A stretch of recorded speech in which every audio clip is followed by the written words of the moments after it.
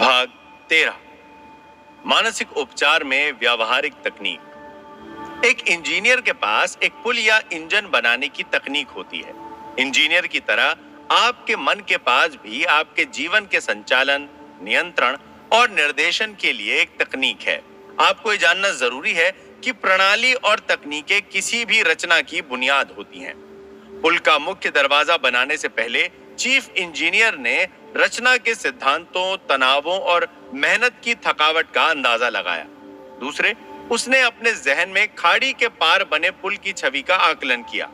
तीसरे कदम में उसने उस सफल एवं सिद्ध प्रणाली और तकनीक का प्रयोग किया जिनके जरिए रचना के सिद्धांत तब तक लगे रहे जब तक कि पुल पूरा होकर यातायात के लिए तैयार नहीं हो जाता। इसी प्रकार तकनीकें और प्रणालियां हैं जिनके जरिए आपकी प्रार्थनाओं का उत्तर मिलता है। यदि आपकी प्रार्थना का उत्तर मिलता है तो इसका भी एक मार्ग है जिसके माध्यम से उत्तर मिलता है, और ये एक वैज्ञानिक मार्ग है। अचानक कुछ नहीं होता, ये संसार नियम और व्यवस्था पर चलता है। इस अध्याय में आप अपने आध्यात्मिक जीवन से साक्षात्कार कर उसे विकसित करने की व्यवहारिक तकनीकों की जानकारी पाएंगे। आपकी प्रार्थनाएं आसमान में गुब्बारे की तरह नहीं रहनी चाहिए, उन्हें कहीं जाकर अपने जीवन को सफल बनाना चाहिए। जब हम प्रार्थना की व्यवस्था करते हैं तो हमारे सामने तरह तरह की छवियां दिखाई देती हैं। यहां हम उस प्रार्थना की चर्चा करने नहीं जा रहे जो धार्मिक प्रार्थनाएं होती हैं, जिन्हें हर धर्म में अपने अपने तरीके से किया जाता है। प्रार्थनाएं सामूहिक रूप से की जाती हैं। हम यहाँ व्यक्तिगत प्रार्थना की चर्चा करेंगे क्योंकि ये आपके दैनिक जीवन से संबंधित है और किसी अन्य व्यक्ति के लिए की जाती है। इस प्रार्थना में किसी से संबंधित एक विचार को एक आकार देना होता है जिसे हम चाहते हैं। प्रार्थना आत्मा की सत्य निष्ठा है। आपकी इच्छा ही आपकी प्रार्थना है। यह आपके भीतर के मन से निकलती है और उन बातों को बताती है जो जीवन में आप चाहते हैं।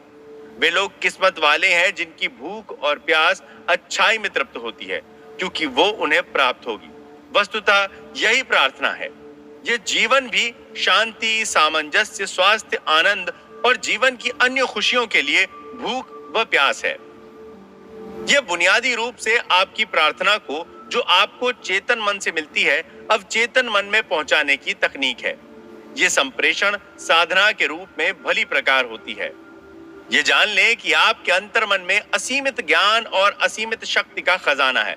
बस शांत मन से सोचें आपको क्या चाहिए। उस क्षण के बाद मन की आंखों से देखना शुरू करें कि जो आपने सोचा वो पूर्ण होकर आ रहा है। उस छोटी बच्ची की तरह बन जाएं जिसका गला खांसी से खराब है और वो पूरे विश्वास से कहती है, ठीक हो रहा है, देखो अब ठीक हो रहा है, और 1 घंटे में उसे खांसी से आराम मिल जाता है। इस तकनीक को पूरी निष्ठा और अपनेपन से अपनाओ। यदि आप अपने और अपने परिवार के लिए नया घर बना रहे हैं तो आप जरूर उसके लिए अपना एक कच्चा नक्शा तैयार करेंगे और चाहेंगे कि निर्माता आपके नक्शे को स्वीकार कर ले। आप अपने घर के लिए सबसे बढ़िया लकड़ी, लोहा और सभी अन्य सामग्रियों को चुनेंगे। आप अपने मानसिक घर और खुशियों तथा संपन्नता के नक्शे के बारे में क्या सोचते हैं? आपके जीवन में आपके सभी अनुभव और सब कुछ जो आपके जीवन में आता है वो मानसिक निर्माण सामग्री की प्रवृत्ति पर आधारित होता है, जिसे आप अपने मानसिक घर के निर्माण में लगाते हैं।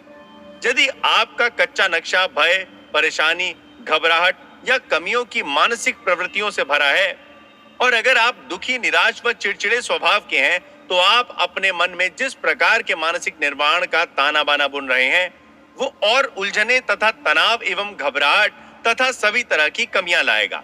जीवन में सर्वाधिक बुनियादी और दूरगामी गतिविधि वो है जो हर समय आप अपने मन में निर्मित करते रहते हैं।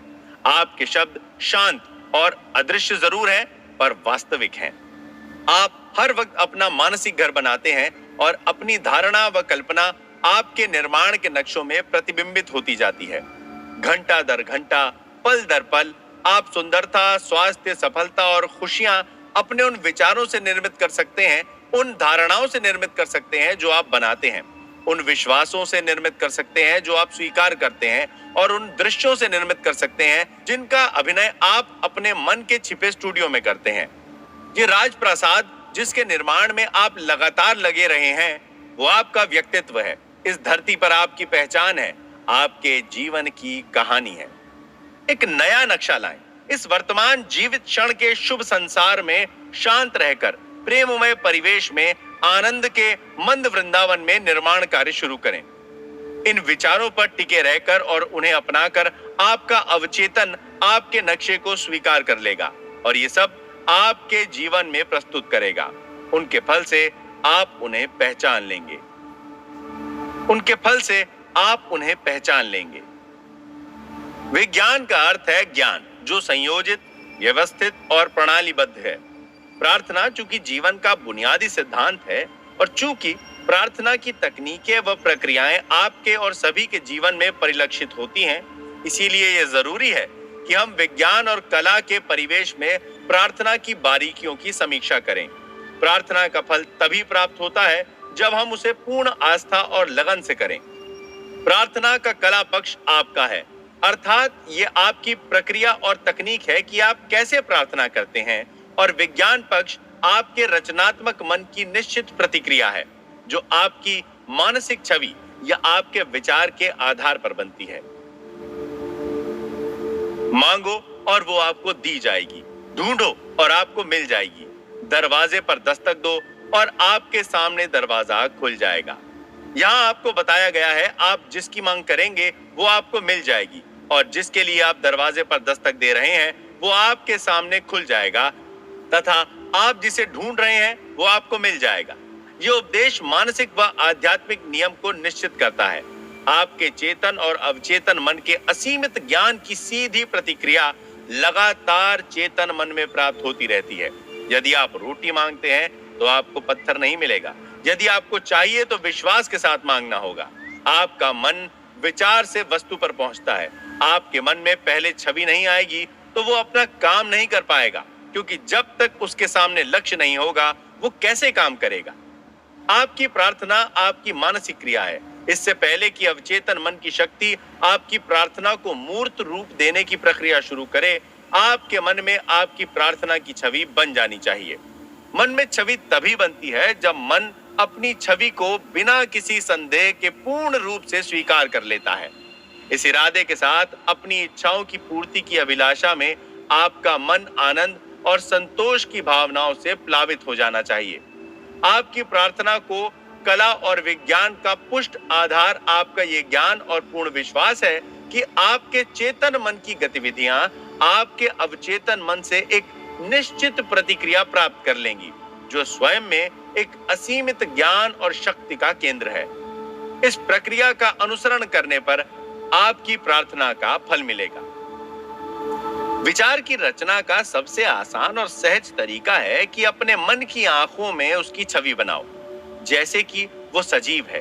खुली आंखों से वो आपको तभी दिखाई देगी जब वो भौतिक जगत में मौजूद होगी। इसी प्रकार जिसे आप मन की आंखों से देखेंगे वो आपके मन की अदृश्य दुनिया में मौजूद है। आपके दिमाग में जो है वो वस्तु की अपनी कल्पना का एक मिला जुला रूप है जिसे आपने नहीं देखा है। जो कल्पना आप करते हो वो उतनी ही वास्तविक है जितना वास्तविक आपके शरीर का अंग है।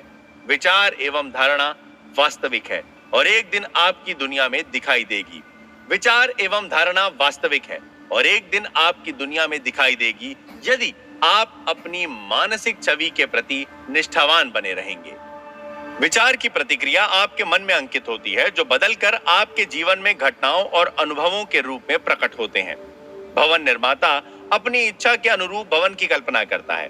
वो उसे अपनी इच्छा के रूप में देखता है, जिसे उसकी कल्पना और विचार प्रक्रिया प्लास्टिक के एक ढांचे के समान है, जिसमें से वो भवन बनकर निकलता है।